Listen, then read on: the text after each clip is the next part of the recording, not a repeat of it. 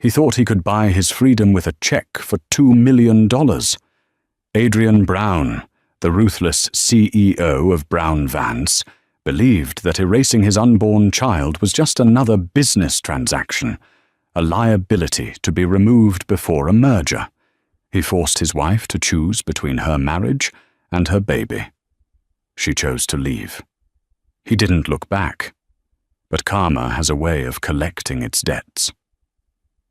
8 years later, on a snowy Manhattan street, Adrian's heart didn't just stop. It shattered.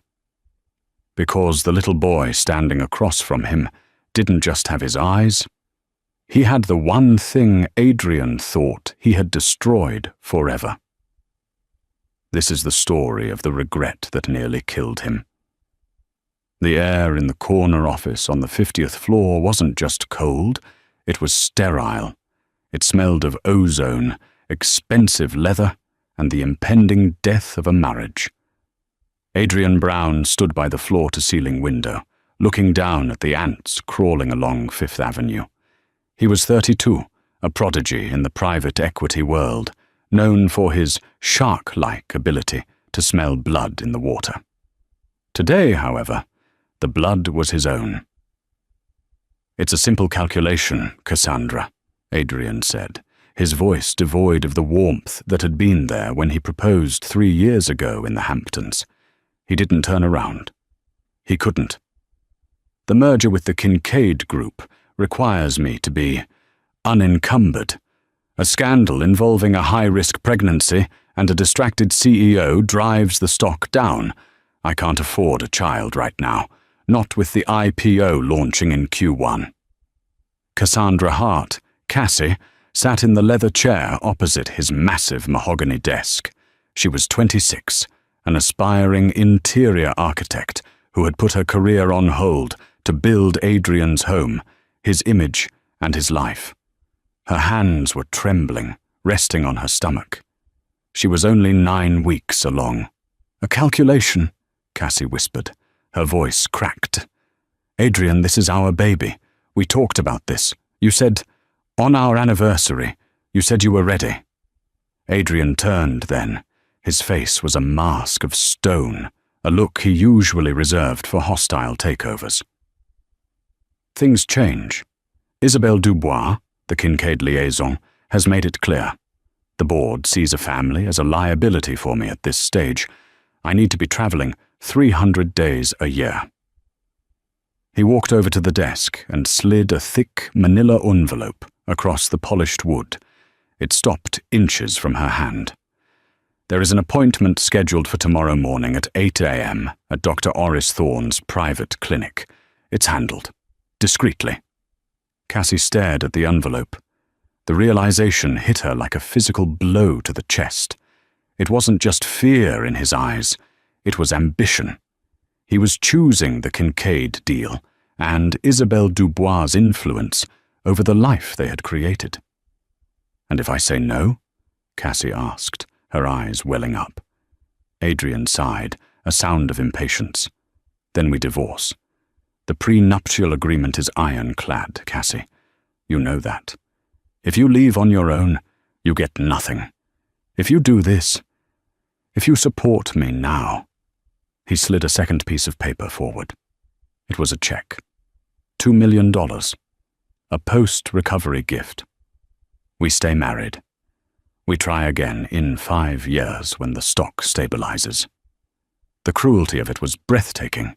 He was negotiating the life of their child like it was a distressed asset. Cassie stood up. The trembling in her hands stopped, replaced by a cold, vibrating rage. She looked at the man she had loved since college. He was gone, consumed by the city, by the money, and by the whispering of Isabelle Dubois, a woman Cassie had always suspected wanted Adrian for herself.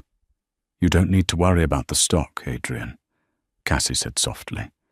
She reached out and took the check. Adrian's shoulders relaxed slightly. He thought he had won. He thought everyone had a price. "Good. It's for the best, Cass. You'll see." "I will," she said. She took the check and the appointment card. Then, slowly, deliberately, she tore the check into 4 distinct pieces and let them flutter onto his pristine desk. "I'm keeping the appointment card," she lied. Her voice was steady now.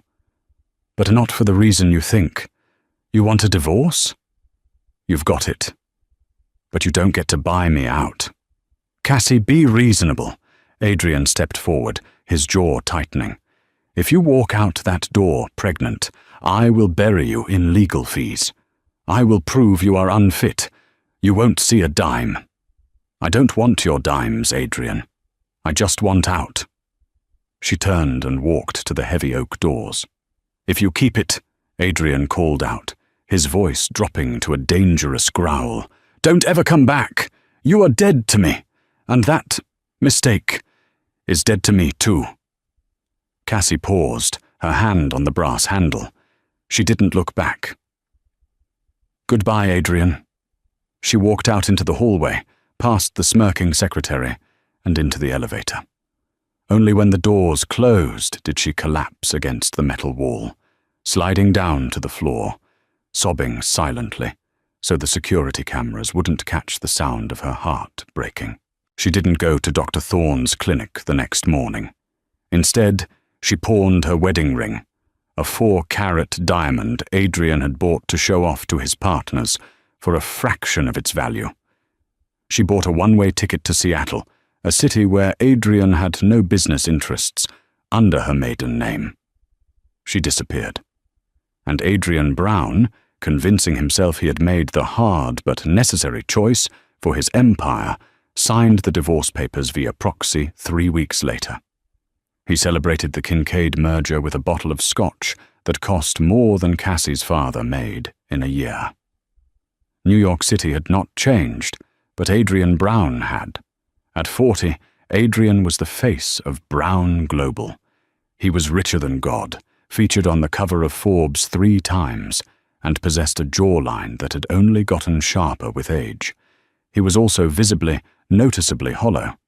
He sat in the back of his Maybach, watching the holiday lights of Manhattan blur by. Mr. Brown, his assistant, a young man named Peter who was terrified of him, spoke from the front seat. "Isabel is asking if you will be attending the winter charity gala at the Met tonight. She says it's crucial for the optics of the new European acquisition." Adrian rubbed his temples. Isabel. After Cassie left, Isabel had swooped in. They weren't married. Adrian had refused to sign a marriage license ever again. But she was his partner in every public sense. She was beautiful, sharp, ruthless, and entirely cold. They slept in separate bedrooms. They talked only about margins and social standing. "Tell her I'll be there," Adrian grunted. "But I'm leaving early." "Yes, sir."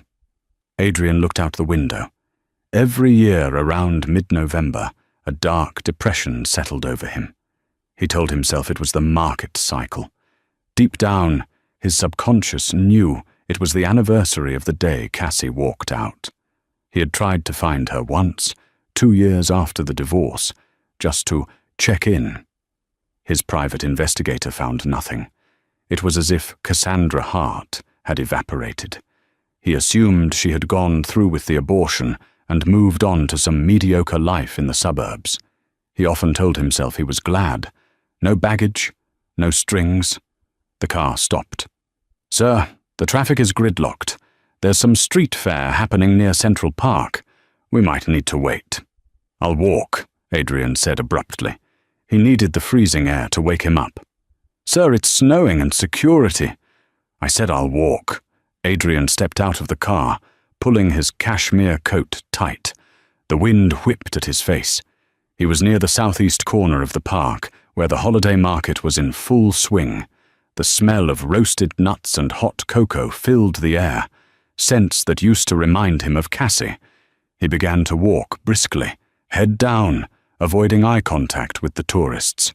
He just wanted to get to his penthouse on 59th Street, change into his tuxedo, and numb himself with a drink before facing the cameras with Isabel. As he passed a booth selling handmade wooden ornaments, something stopped him. It wasn't a sound, it was a laugh. It was a laugh he hadn't heard in 8 years. A melodic, bright, unguarded laugh that used to fill his apartment on Sunday mornings. Adrian froze. His breath hitched in his throat, creating a white cloud in the freezing air. He turned slowly, his heart hammering against his ribs like a trapped bird. It couldn't be. But it was. Standing about 20 feet away, wrapped in a thick wool coat and a red scarf, was Cassie. She looked different. Older, yes, but more beautiful. Her hair was shorter, cut in a chic bob.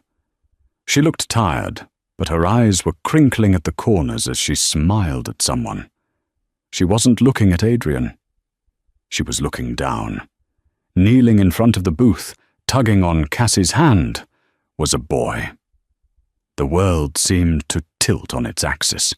The noise of the traffic, the Christmas carols, the chatter of the crowd. It all went silent. All Adrian could hear was the rushing of blood in his ears.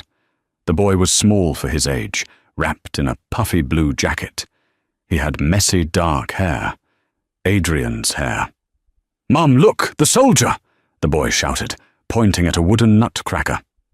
Mum. Adrian felt like he had been punched in the gut. She had remarried? She had a child? Then the boy turned his head to look up at Cassie, pleading for the toy. The streetlights hit the boy's face. Adrian staggered back, bumping into a stranger who cursed at him. He didn't notice. He couldn't breathe. The boy had Adrian's nose. He had the same stubborn set of the jaw that Adrian saw in the mirror every morning, but it was the eyes that froze Adrian's soul.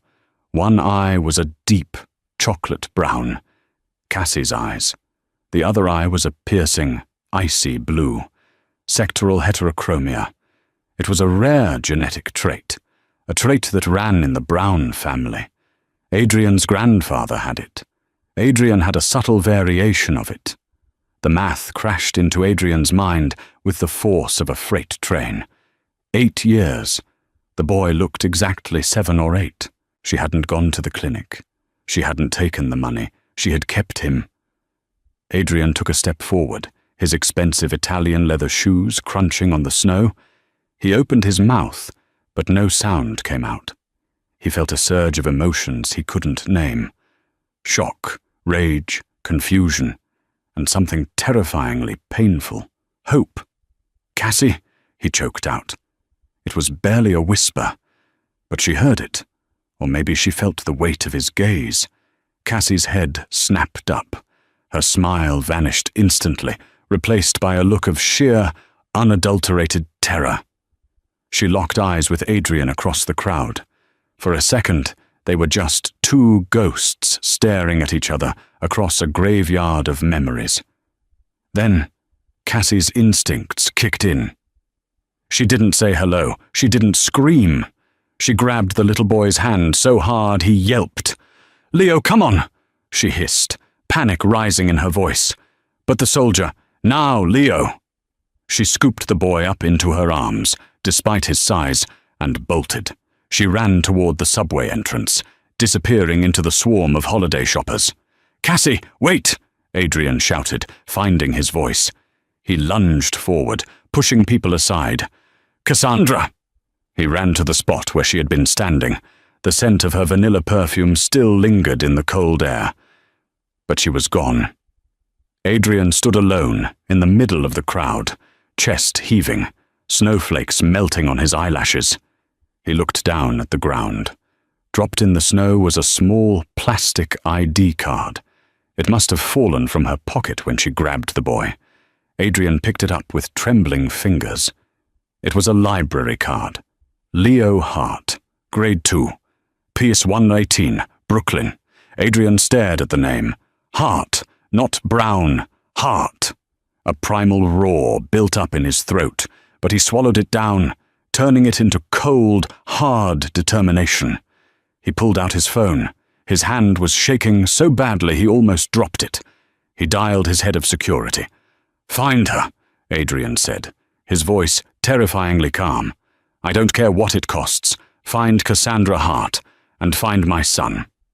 The headline on page 6 the next morning read, "Brown Solo. CEO Adrian Brown skips Met Gala. Rumors swirl of trouble in paradise with Isabelle Dubois." Adrian didn't even glance at the paper Peter placed on his desk. He hadn't slept.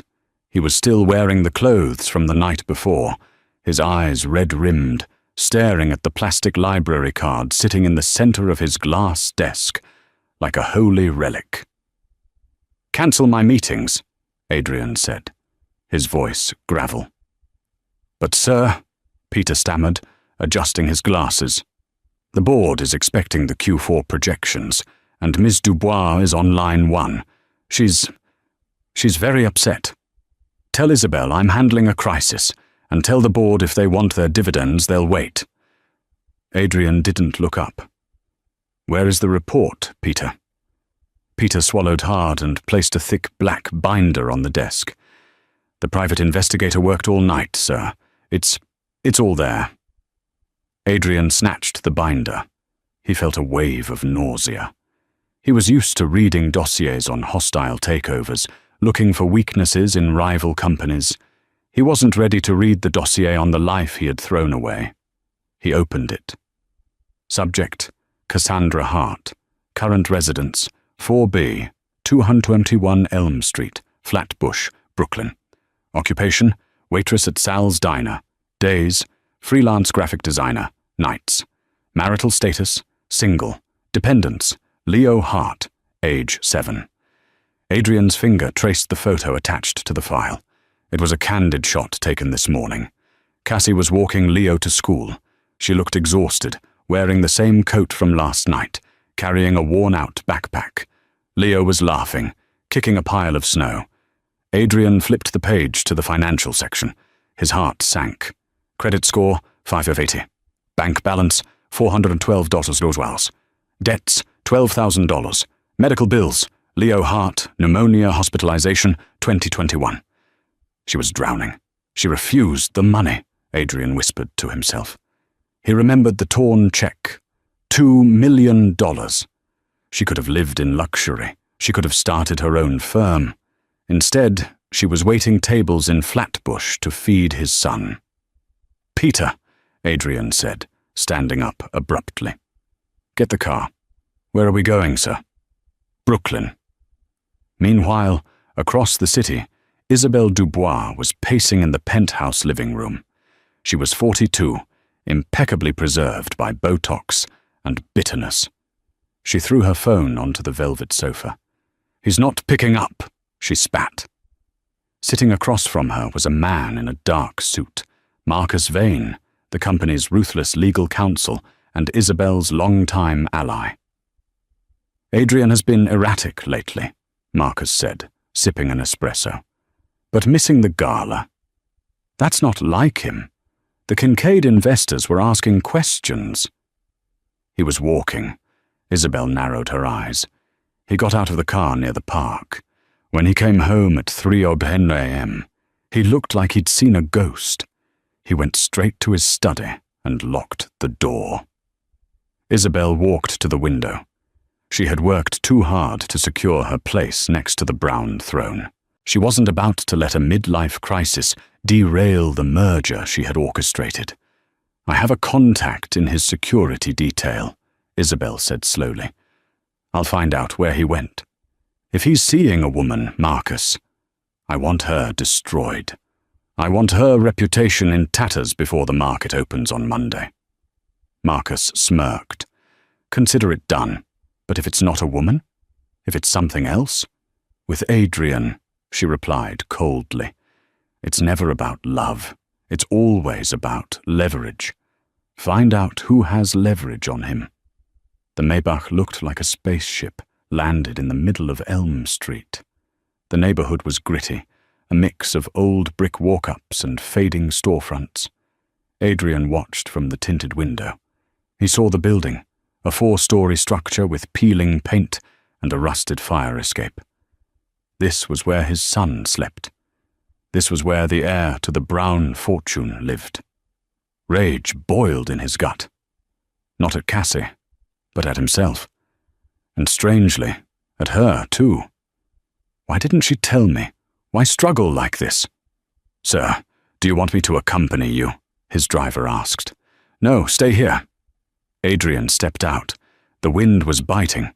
He walked up the cracked concrete steps and pushed the buzzer for 4B. No answer. He remembered the file. Waitress at Sal's Diner. He walked 2 blocks down. He saw the sign. Sal's Diner. Best coffee in Brooklyn. He pushed the door open. A bell jingled. The place was warm, smelling of bacon grease and old coffee. It was busy with the lunch rush, and there she was. Cassie was wearing a stained pink apron, balancing a tray of burgers. Her hair was tied back in a messy bun. She looked tired, dark circles under her eyes, but when she spoke to an elderly customer, she smiled that same warm smile that used to greet Adrian after a long day. "More coffee, Mr. Henderson?" she asked the old man. "Please, darling." Adrian stood by the door, frozen. He was wearing a $5,000 bespoke suit in a diner where the special was $6,999. Heads started to turn. The silence rippled through the room until it reached the counter. Cassie turned to grab a pot of coffee. She saw him. The pot slipped from her hand. Smash! Hot coffee splashed across the floor and onto her sneakers. Glass shattered. "Cassie, you okay?" A burly man behind the grill shouted. Cassie didn't answer. She was staring at Adrian, her face draining of all color. She looked like a deer caught in the headlights of a semi-truck. Adrian walked forward, ignoring the coffee on the floor. He stopped 2 feet from her. "We need to talk," he said. His voice was low, commanding, the voice he used in boardrooms. Cassie was trembling. She grabbed a rag and bent down to clean up the mess, using the action to hide her face. I'm working, Adrian. You can't be here." "I went to the apartment," Adrian said. "I saw where you live." Cassie stood up, clutching the dirty rag. Her fear was turning into defensiveness. "It's a home. It's warm. It's ours." "He's my son, Cassie," Adrian said. He didn't mean to say it so loud, but the words tore out of him. The diner went dead silent. Mr. Henderson's spoon clattered into his bowl. Cassie's eyes widened. She stepped out from behind the counter, grabbing Adrian's arm and dragging him toward the back exit. "Not here! Not here!" She pushed him out into the alleyway behind the diner, where the smell of garbage and winter air mixed. She slammed the metal door shut and spun around. "How dare you!" she hissed, her eyes blazing. "How dare you walk in there and say that?" "Is it true?" Adrian demanded, though he already knew. "The eyes, the age, he's mine. He's mine." Cassie poked him in the chest, hard. "I carried him. I birthed him alone in a charity ward because I had no insurance. I raised him. I sat up with him when he had pneumonia, and I couldn't afford the private room. You wrote a check to kill him." Adrian flinched. The truth struck him like a whip. "I didn't know," he said, his voice breaking. "I thought you thought I got rid of the liability." Cassie laughed, a bitter, sharp sound. "I almost did, Adrian. I sat in that clinic. I heard the names being called. But then I thought about you. I thought about how much I loved you, and how much I wanted a part of you to survive the monster you were becoming. So I ran." "Cassie, look at me," Adrian pleaded. He reached for her hand, but she pulled away. "I'm different now. I have resources. I can help. He shouldn't be living in a walk-up. He shouldn't have debts. I can give him the world." "You don't get to buy him, Adrian," Cassie shouted, tears streaming down her freezing cheeks. "He's happy. He doesn't know he's missing anything. He thinks his father died a hero before he was born. That's the story I gave him. Don't you dare ruin that." "You told him I'm dead?" Adrian felt a cold spike in his chest. I told him his father was a good man who loved us but had to go away. I lied to protect him from the truth, that his father chose a merger over his life. Cassie wiped her eyes aggressively. Go back to your glass tower, Adrian. Go back to Isabel. Leave us alone. If you come near Leo again, I'll scream. I'll call the police. She turned to go back inside. I can't do that, Adrian said softly. Cassie stopped, hand on the door handle. I can't unknow that I have a son, Adrian said. I'm not leaving, Cassie. I'm going to be a father, whether you like it or not. Cassie turned back, her face pale. Is that a threat? It's a promise. The war began on a Tuesday. Cassie had spent the last 48 hours in a state of high anxiety. She kept Leo home from school on Monday, claiming he had a cough, just to keep him close. She checked the locks on their apartment door 3 times an hour. She thought maybe Adrian was bluffing. Maybe the shock would wear off, and he would return to his shiny, shallow world. She was wrong. At 4:15 p.m., a knock came at the door. Cassie froze. Leo was on the living room rug, building a complex tower out of old playing cards. He was brilliant at structures, just like his father. Mum, someone's at the door, Leo said, looking up with those mismatched eyes. Stay there, Leo, Cassie said. She walked to the door and looked through the peephole. It wasn't Adrian. It was a man in a messenger uniform. Cassie opened the door a crack. Yes? Cassandra Hart? Yes. Delivery. He handed her a thick envelope and walked away. Cassie's hands shook as she opened it. Inside wasn't a letter. It was a legal summons. Superior Court of New York Plaintiff. Adrian Brown, Defendant. Cassandra Hart, Re. Paternity suit and petition for emergency custody. The room spun. He wasn't just asking to see Leo. He was suing her.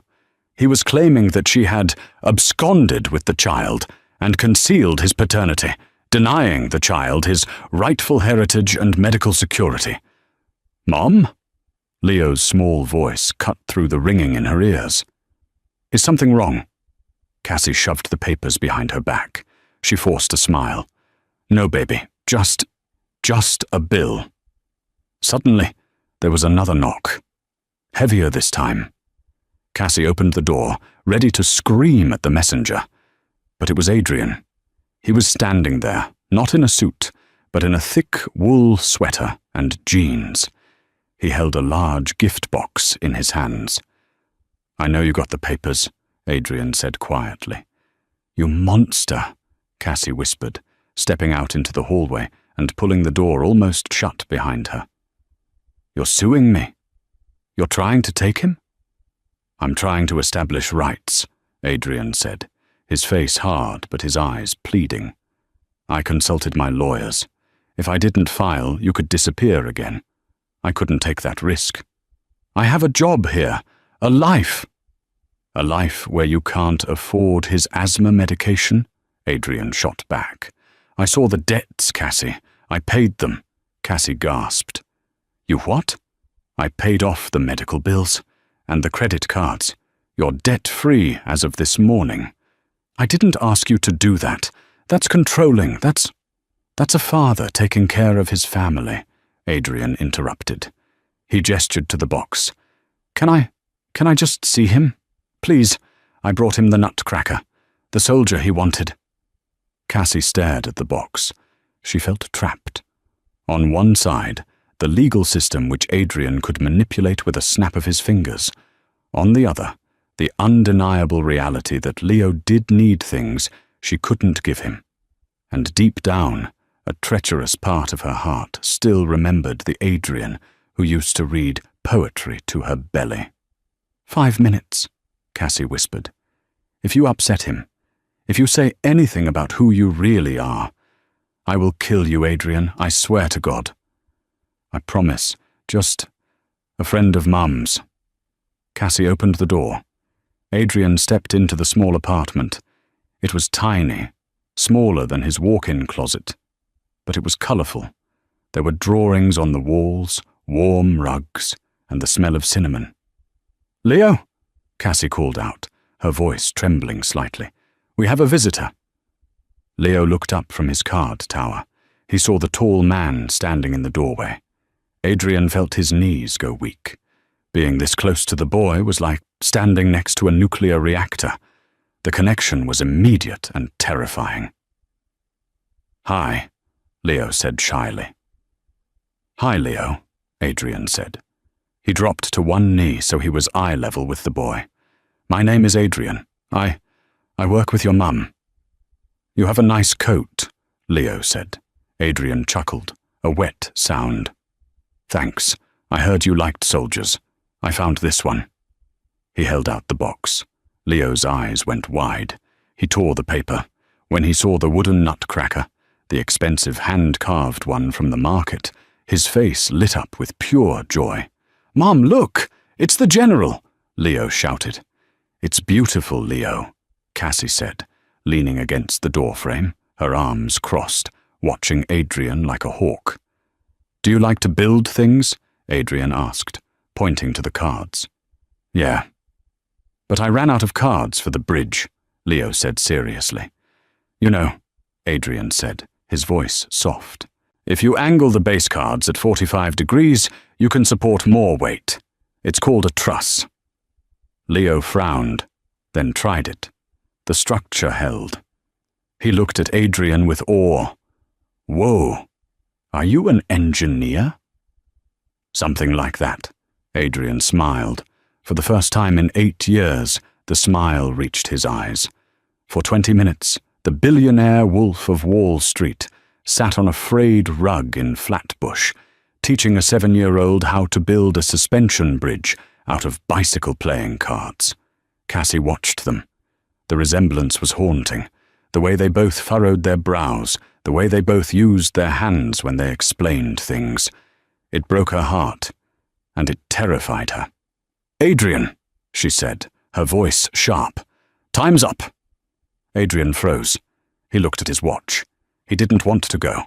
He wanted to stay here, in this drafty apartment, forever. "Right," Adrian said. He stood up. His knees cracked. "Bye, Adrian," Leo said, already back to his cards. "Thanks for the general." "You're welcome, Leo." Adrian walked to the door. Cassie followed him out into the hallway. "I'm not dropping the lawsuit," Adrian said quietly, the softness vanishing, replaced by his business armor. Cassie's face hardened. "I know. But I don't want to take him away from you, Cass. I want joint custody. I want him to know me. I want to pay for his school. I want him to have the life he deserves." "He has the life he deserves," Cassie said. "He has love. You have money. They aren't the same thing." "I can have both," Adrian said. "I'm going to prove it to you." "Get out, Adrian." Adrian walked down the stairs. He felt alive. He felt a purpose he hadn't felt in years. He was going to win his family back, but he had forgotten one variable. As he stepped out onto the street and got into his car, a black sedan parked across the street started its engine. Inside the sedan, a private investigator with a telephoto lens lowered his camera. He dialed a number. "Ms. Dubois," the man said. "Tell me," Isabel's icy voice answered. "You were right. It's a kid, a boy. Looks just like him. And the mother, it's the ex-wife, Cassandra Hart." There was a long silence on the other end. "I see," Isabel said. Her voice was calm, which made it terrifying. "Send me the address, and get me Dr. Thorne on the line. It seems we have a loose end that needs to be tied up." "What do you want me to do?" "I want you to find out everything about that boy," Isabel said. "If Adrian thinks he can replace me with a ghost from his past, he's mistaken. I won't let a bastard child ruin the merger."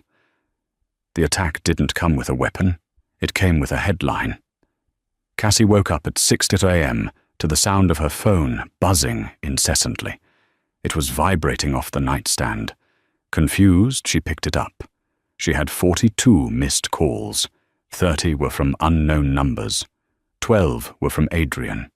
She unlocked her screen, and her blood ran cold. A news alert from the New York Chronicle was flashing. Billionaire's secret bastard. The hidden life of Adrian Brown's ex-wife and the gold digger plot to extort the CEO. Cassie's hands shook so hard, she dropped the phone. She scrambled to pick it up and opened the article. It was vicious. It painted her not as a struggling mother, but as a calculated con artist who had fled with the child to hold him as leverage for a future payout. It claimed she was unfit, living in squalor, and had denied Adrian access to his son for years. It was Isabel's handiwork. It had to be. "Mum?" Leo's sleepy voice came from the bunk bed. "Why is it so loud outside?" Cassie listened. She heard it then. The murmur of a crowd, the click of shutters. She crawled to the window and peeked through the blinds. Down on Elm Street, a dozen vans were parked. Satellite dishes spun. A swarm of photographers stood by the front door of their building, lenses pointed up at their window like snipers. "Oh, God," Cassie whispered. She grabbed Leo, pulling him out of bed. "Leo, honey, we're not going to school today." "Why? Is it a snow day?" "Something like that. We have to play a game called Quiet Mouse. We have to be very quiet." Just then, the buzzer to the apartment rang, and rang, and rang. Someone began pounding on the door. "Ms. Hart, New York Post, just one comment on the $2 million you demanded." "I didn't!" Cassie screamed at the door, tears streaming down her face. "Go away!" Leo started to cry. He covered his ears. "Mum, I'm scared." Cassie dragged him into the bathroom, the only room without windows, and locked the door. She sat on the bath mat, holding him, rocking back and forth. Then her phone rang again. "Adrian." She answered it, screaming, "You did this! You and your witch of a girlfriend!" "I didn't." Adrian's voice was frantic. He sounded like he was running. "Cassie, I swear to God, I didn't know she would do this. I'm coming to get you." "Don't come here. You'll bring more of them." "They're already there, Cass." "Look, I've sent my private security team. They are 5 minutes out. They're going to clear a path. You need to pack a bag. Just essentials. You can't stay there." "I'm not going with you." "Cassie, listen to me," Adrian roared, his voice cracking with desperation. "This isn't about us anymore. Isabel has released your address to the public. There are crazy people out there, shareholders, stalkers. You are not safe in that apartment. Please, let me get Leo out." Cassie looked down at Leo. He was trembling, clutching the nutcracker Adrian had given him. His breathing was getting hitchy. The asthma. "Okay," she sobbed. "Okay. But if you hurt him, I'm 5 minutes away." 10 minutes later, the scene on the street was chaos. When Adrian's convoy, 2 black SUVs, screeched to a halt, the paparazzi swarmed like locusts. Adrian jumped out of the lead car. He wasn't the polished CEO today. He was a battering ram. He shoved a cameraman aside so hard the man fell into a snowbank. "Get back!"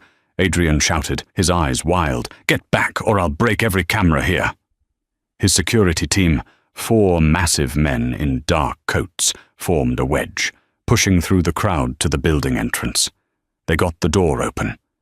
Cassie was waiting in the lobby, Leo wrapped in a blanket in her arms. She looked small, terrified, and furious. "Stay close to me," Adrian said, reaching for them. He tried to put his arm around Leo to shield him. "Don't touch him," Cassie hissed, but she stayed in the pocket of protection he created. They burst out onto the street. The noise was deafening. "Ms. Hart, is it true you stole the baby? Adrian, will this affect the Kincaid merger? Look over here, let's see the kid." Flashbulbs popped like gunfire. Leo screamed. "Move! Move!" Adrian bellowed, shielding Leo's face with his own coat. They were 5 feet from the car when it happened. A cameraman, desperate for the money shot of the boy's face, lunged forward, tripping over a curb. He crashed into Cassie. Cassie stumbled. Her boots slipped on the icy sidewalk. She fell hard, losing her grip on Leo. Leo tumbled onto the pavement. "Mom!" he shrieked. Before Adrian could reach him, the crowd surged. Someone stepped on Leo's hand. The boy curled into a ball, hyperventilating. His chest heaved. No air was going in. Asthma attack. A bad one. "Leo!" Adrian roared. He punched a photographer in the jaw, a solid, cracking blow that sent the man sprawling. The crowd gasped and fell back. Adrian scooped his son up from the ice. Leo's face was turning blue. His eyes, the brown and the blue, were wide with terror. "He can't breathe!" Cassie screamed, scrambling up, her knee bleeding. "His inhaler! I dropped it!" Adrian didn't wait for the inhaler. He didn't wait for the security. He dove into the back of the SUV with the boy in his arms. "Hospital!" Adrian screamed at the driver. "Now! Drive!" Cassie dove in after them. The door slammed shut. The car peeled away, tires spinning on the slush, leaving the vultures behind. In the back seat, Adrian held his son. "Breathe, Leo. Look at me. Look at Dad. Just breathe." It was the first time he had called himself that, out loud. The waiting room was silent, a stark contrast to the chaos of the street. Adrian sat in a plastic chair, his elbows on his knees, his face buried in his hands. His knuckles were bruised and bloody from where he had punched the photographer. His $5,000 coat was stained with slush and street grime. Cassie stood by the window, staring out at the grey city. She hadn't spoken to him in 2 hours. The doctor came out. Both of them shot up. "He's stable," the doctor said. The tension in the room snapped like a rubber band. "We've got his breathing under control. He has a hairline fracture in 2 fingers on his left hand from being stepped on. But he'll be fine. We want to keep him overnight for observation." Cassie let out a sob of relief and slumped against the wall. "Can we see him?" Adrian asked, his voice hoarse. "In a moment, he's sleeping." The doctor left. Adrian turned to Cassie. "Cass, Don't," she said. She turned around. Her eyes were dry now, cold and hard as diamonds. "You said you could protect him. You said you had resources. Look at him, Adrian. He's in a hospital bed because of your world, because of your people." "Isabel did this," Adrian said, a dark fury rising in his chest. "And she's going to pay." "I don't care about Isabel," Cassie shouted. "I care that my son knows his father for 3 days and ends up with broken fingers. You are toxic, Adrian. Everything you touch breaks. You broke me.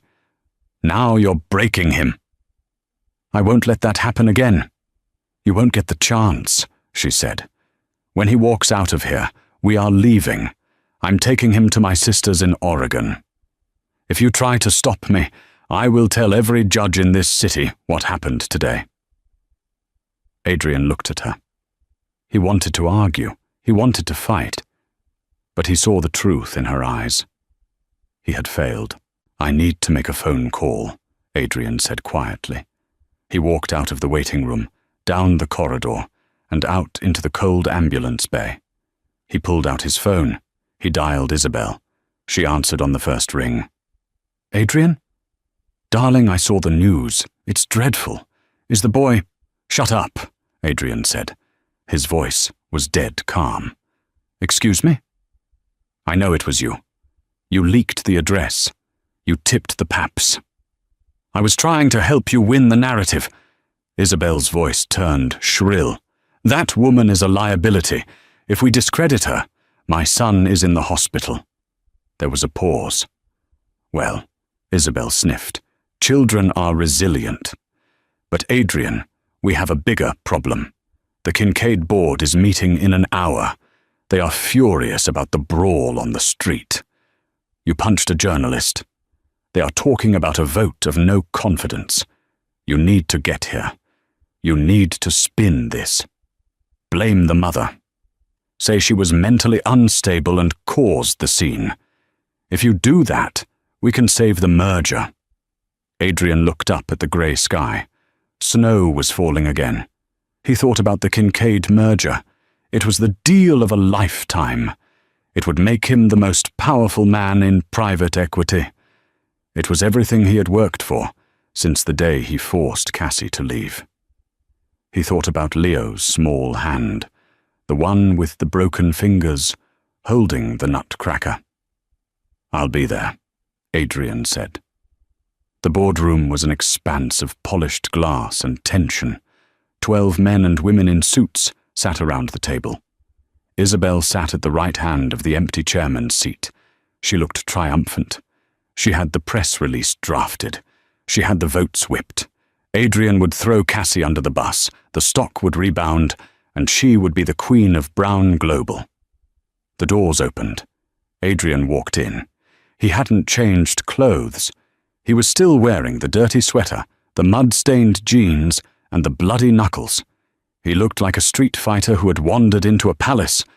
The board members gasped. "Adrian!" The chairman of the board, an old man named Cyrus, stood up. "You look unwell. We have the statement ready for you to sign, denying the child, or at least clarifying the situation." Adrian walked to the head of the table. He didn't sit. He looked at Isabel. She smiled at him, a predator's smile. "The statement," Adrian said, picking up the paper.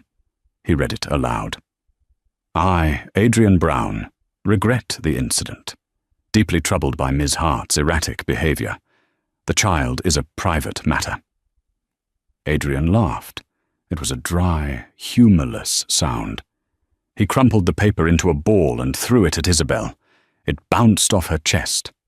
"Adrian!" Isabel stood up. "What are you doing?" "I'm done," Adrian said. He looked around the table. "You want a statement? Here it is. The boy is my son. His name is Leo, and he is the only decent thing I have ever created." "Adrian, think about the merger," Cyrus warned. "If you admit to this mess, Kincaid walks, the stock tanks." "Let it tank," Adrian said. "I built this company on the idea that value is the only thing that matters. But I was wrong. I've been bankrupt for 8 years. I just didn't know it." He reached into his pocket and pulled out his security badge. He slammed it onto the table. "I resign." The room erupted. "You can't do that. This is suicide." Isabel looked like she had been slapped. "You're throwing it all away? For her? For a brat you didn't even want?" Adrian leaned in close to Isabel, his voice low and dangerous. "I didn't want him because I listened to people like you. I listened to people who think life is a transaction." "You wanted the crown, Isabel. Take it.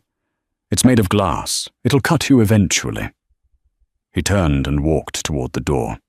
"If you walk out that door," Isabel screamed, her composure shattering, "I will ruin you. I will sue you for breach of fiduciary duty. I will take every penny." Adrian stopped. He looked back. For the first time in years, the hollow look was gone. He looked free.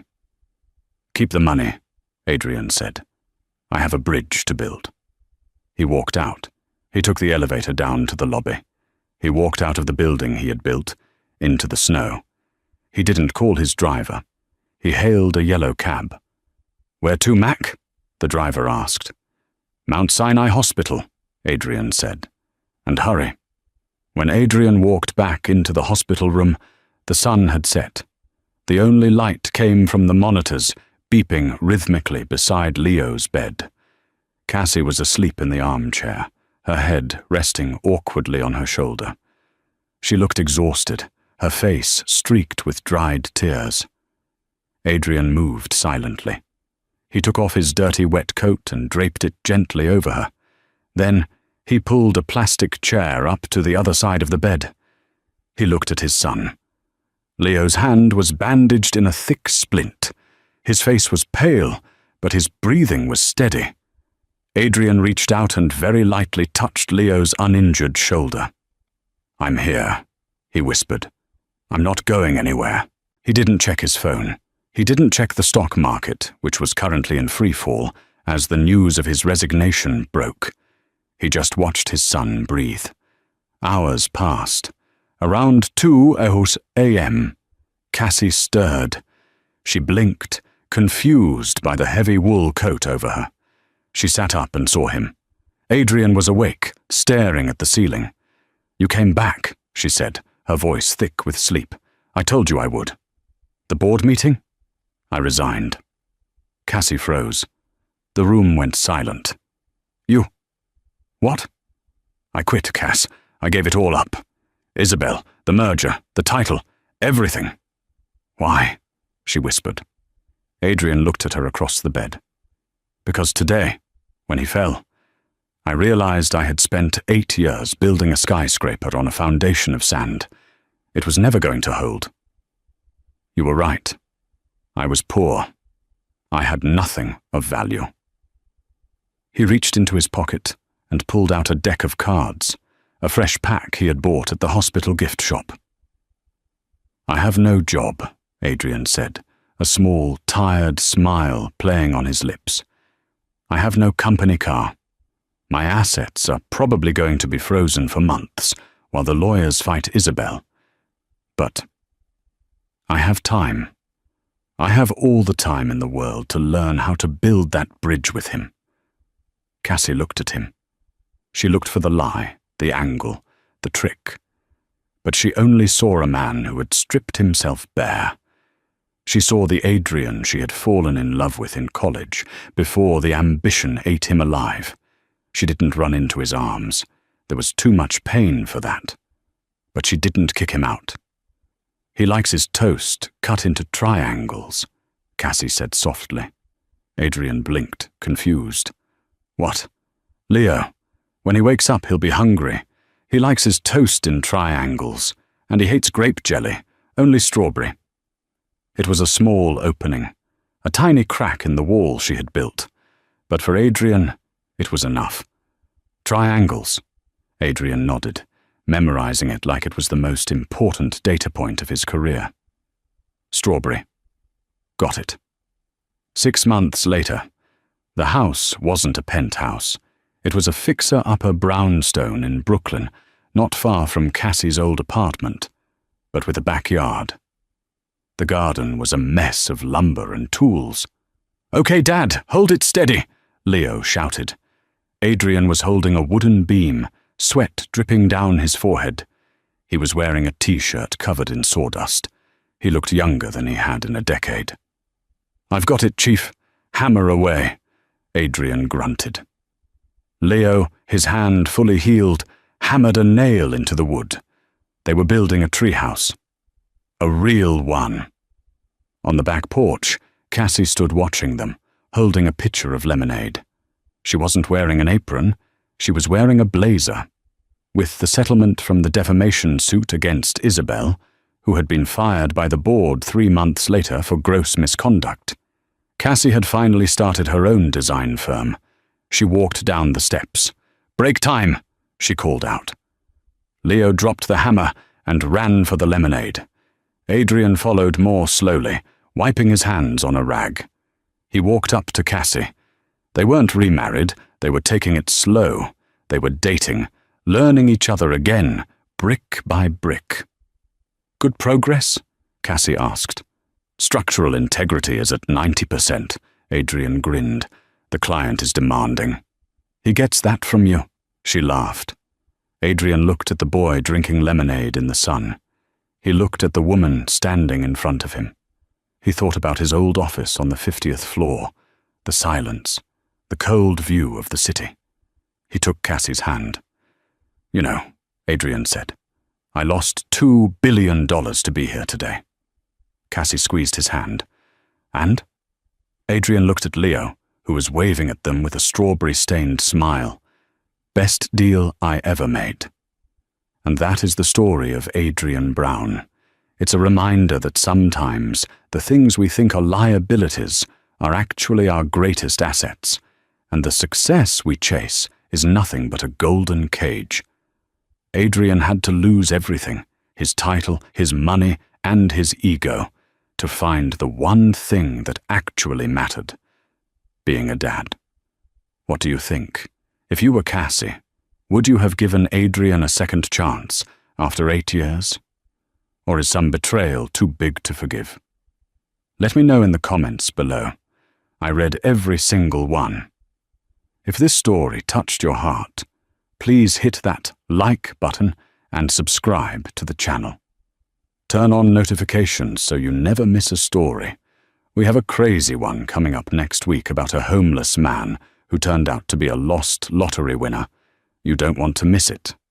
Thanks for watching.